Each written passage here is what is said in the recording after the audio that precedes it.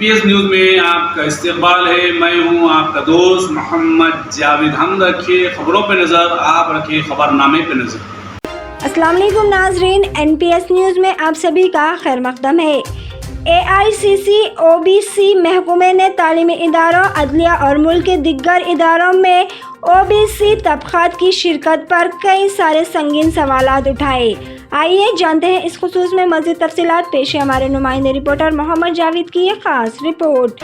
इसी तरह की मज़ीद खबरों से जुड़े रहने के लिए चैनल को यूट्यूब पर सब्सक्राइब करें, फेसबुक इंस्टाग्राम पर फॉलो करना ना भूलें।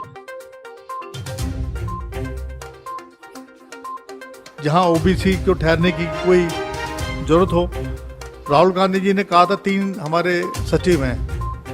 आपको मैं बताना चाहूँगा, सेंट्रल यूनिवर्सिटी में 44 सेंट्रल यूनिवर्सिटीज़ हैं, उनमें केवल 9 प्रोफेसर्स हैं,